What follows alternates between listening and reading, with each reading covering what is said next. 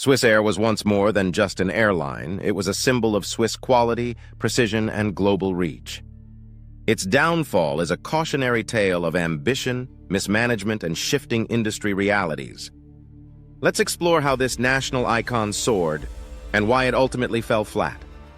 The story begins in 1931 when Swissair was formed through a merger to unite Swiss aviation. Over decades, it built a reputation for reliability, service, and connection.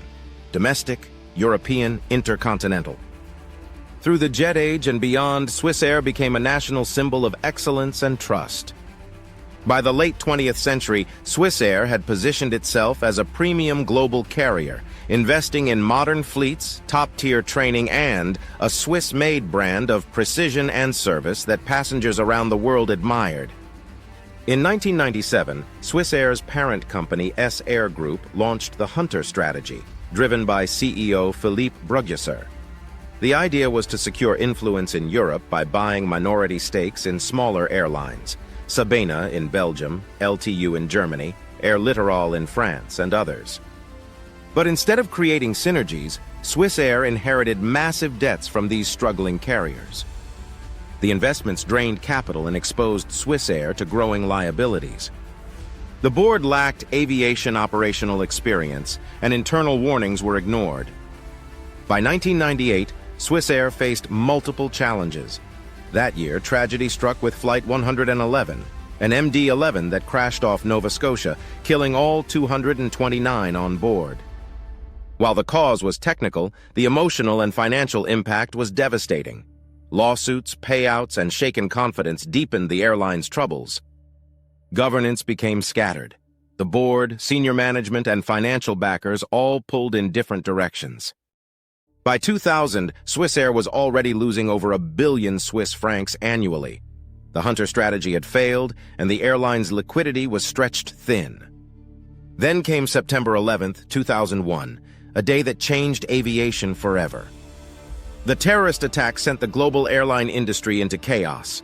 Passenger demand collapsed overnight. Insurance costs skyrocketed. Airlines scrambled to stay afloat. For Swissair, already weak and over-leveraged, the shock was catastrophic. Revenue evaporated, while debt and operating costs remained.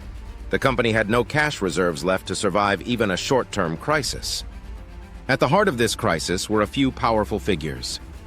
Lucas Mühlmann, CEO of Credit Suisse and at the time also chairman of Swissair's parent company Swissair Group, played a central role. He was one of the architects of the Hunter strategy, pushing for expansion and diversification to create a Swiss aviation empire.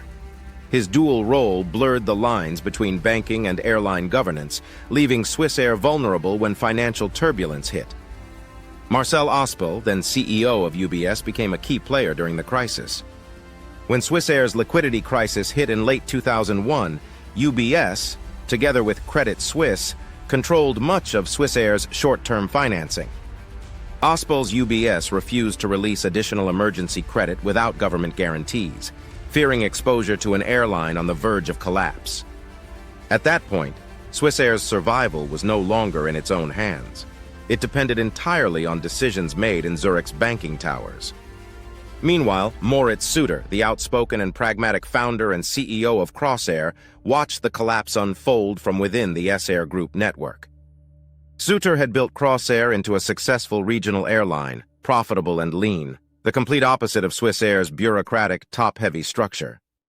After the grounding, Suter was appointed to lead the newly formed Phoenix project, the plan to rebuild Swiss aviation under a new brand.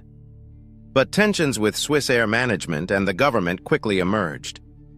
Suter criticized the indecisiveness of the Swissair board and the arrogance of executives who had, in his words, lost touch with economic reality.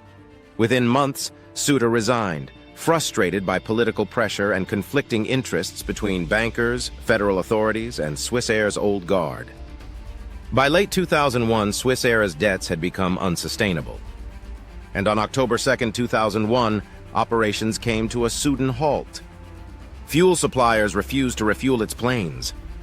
Airports demanded prepayment for landing fees. Flights were canceled mid-operation, passengers stranded worldwide. Swissair, the flying bank, had no cash left.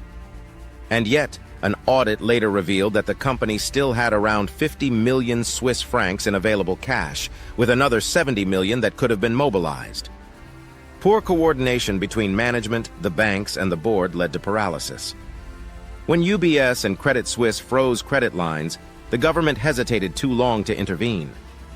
In the end, Swissair literally fell from the sky, not for technical reasons, but for lack of liquidity. The Swiss federal government stepped in with emergency funds to temporarily resume operations, while Crossair, under new management, took over most assets, aircraft, and staff. The reborn airline was renamed Swiss, marking both continuity and a painful closure. But the damage was done. Swissair's collapse was more than a financial failure. It was a national trauma.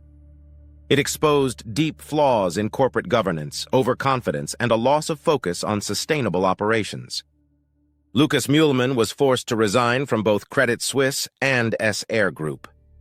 Marcel Ospel and UBS defended their stance, arguing they had protected shareholders and the economy. Moritz Suter returned to aviation years later, but remained one of the few who had publicly warned about Swissair's unsustainable path. Swissair's grounding wasn't caused by a single event. It was the slow convergence of flawed strategy, unchecked ambition, and poor leadership. The lesson is timeless. Even the strongest brand cannot survive when strategic control is lost to ego, confusion, and external interests. Swissair's fall reminds us that aviation is not just about engineering or service. It's about leadership, governance, and timing. And for Switzerland, October 2, 2001 remains the day when a national symbol, the flying bank, learned that even in the skies, arrogance and overreach can bring you back to Earth.